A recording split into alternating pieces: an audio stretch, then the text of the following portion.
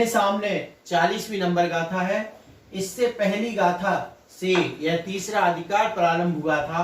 वहां पर ये कहा गया था कि निश्चय से अपना आत्मा ही मोक्ष का कारण है। इस गाथा में उसी बात की सिद्धि करते हैं कि आत्मा को मोक्ष का कारण कैसे कहा गया है। बताते हैं, देखते हैं। रैणतयम णावट्टै अप्पाणम मुयित्तु अण्ण दव्यम्हि तम्हा तत्तीयमय्यो होदिहु मोक्षस्य कारणम आदा। रैणतयम्णवट्टै अप्पाणमुयित्तु अण्ण दव्यम्हि तम्हा तत्तीयमय्यो होदिहु मोक्षस्य कारणम आदा। रैणतयम्णवट्टै, रैणतय यानी रत्नत्रय, णावट्टै, णा यानी नहीं, वट्टै यानी वर्तता है, पाया जाता है, नहीं पाया जाता है। अपारम यानी आत्मा को, मुयित्तु यानी छोड़कर, रत्नत्रय नहीं पाया जाता आत्मा को छोड़कर, अन्न यानी अन्न, द्रव्यम्हि यानी द्रव्यों में। तो रत्नत्रय आत्मा को छोड़कर अन्य द्रव्यों में नहीं पाया जाता है। तम्मा इसलिए, तत्तीयमय्यो उन तीनों सहित यानी सम्यक दर्शन ज्ञान आदि सहित, मय्यो तत्सहित, उन तीनों सहित, होदी होता है, मोक्षस्य हु यानी निश्चय ही, मोक्षस्य मोक्ष का, कारणम कारण, आदा यानी आत्मा।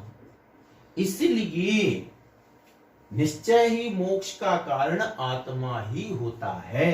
क्यों? फिर से देखते हैं। जो रत्नत्रय है वह है अपारम मुयित्तु, आत्मा को छोड़कर, अन्न दव्यम्हि अन्य द्रव्यों में, णावट्टै नहीं होता है, अन्य द्रव्यों में नहीं होता है। तम्मा इसलिए, तत्तीमय्यो उन तीनों से सहित, सम्यक ज्ञान दर्शन ज्ञान चैत्य से सहित, आत्मा आदा आत्मा मोक्षस्य कारणम होदी, मोक्ष का कारण होता है। तो आत्मा मोक्ष का कारण क्यों होता है? क्योंकि यह रत्नत्रय आत्मा को छोड़कर अन्य द्रव्यों में नहीं पाया जाता है। फिर से देख ले एक बार। रैणतयम रत्नत्रय अपारम मुयित्तु, आत्मा को छोड़कर, अन्न दव्यम्हि अन्य द्रव्यों में, णावट्टै नहीं होता है।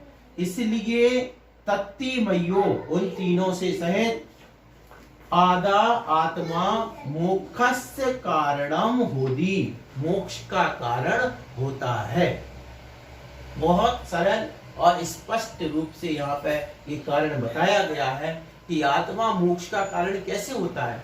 क्योंकि अन्य किसी में वो योग्यता नहीं है। कोई भी द्रव्य, भाई ये रत्नत्रय जो है अन्य किसी द्रव्य में होता ही नहीं है।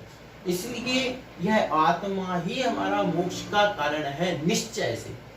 तो निश्चय से ये जो बात कही गई थी, व्यवहार से तो क्या कहा था? सम्यक दर्शन, सम्यक ज्ञान, सम्यक चारित्र मोक्ष के कारण है।